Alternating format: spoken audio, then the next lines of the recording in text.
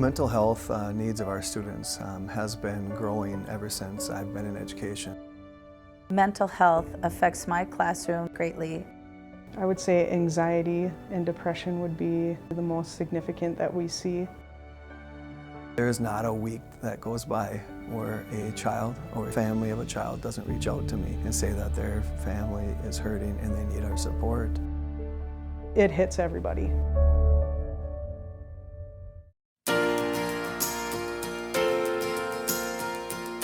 So the Bounce Back Project is really a community-wide resiliency program.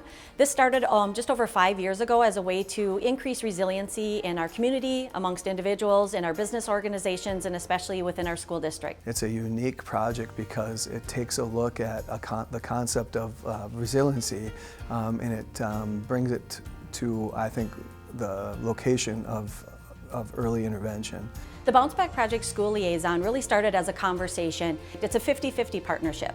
And the school district has agreed to pay half of the position, and our CentraCare Monticello Foundation is paying the other half. And this is a 3-year pilot program that we're doing right now. Mental health affects my classroom, I would say, greatly. With my students, it depends totally every day how they're coming in, how they're feeling, what they're doing. If they're going to be able to learn in my classroom, I feel like they have to be mentally happy, mentally ready. And so the mental health part is a big deal. Her ultimate goal is to work inside our schools with our social workers, give them tools, whether it's a physical toolkit like a B kit, or whether it's working on a collaborative story and lesson that the students then use for for the rest of the year. So one of the examples of helping kids learn how to use some of the skills or learn the skills of resiliency is being able to create what's called a B box, and that was used in our elementary buildings.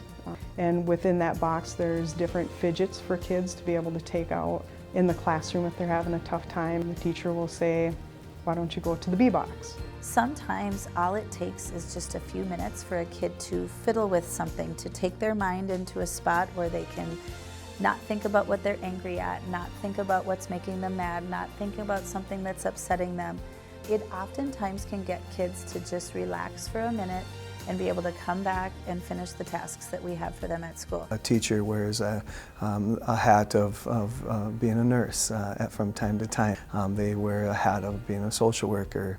And so when over 50% of your students in every class need some kind of additional support, pretty soon a teacher is wearing so many hats that they're not able to get back to the original concept of an education system, which is academics. Another day that I created for our district is our staff wellness day. That was in February, and that was really geared towards staff and being able to help them get what they needed to help them stay resilient.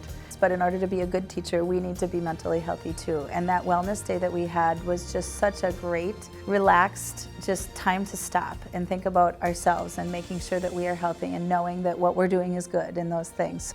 Programs like Bounce Back give me a roadmap of how to how to marry mental health and academics, and to continue to provide options for students and families so that we meet kids where they are and we meet them with what their needs are. We're giving kids an opportunity to shine and make our community better. Without a project like this, we might see a community that goes through adverse times and challenging situations and isn't able to bounce back and reach its full potential. Hopefully we can teach them some of those skills that can help them to be mentally healthy as they grow up and move on to the middle school, the high school, into our community as a whole.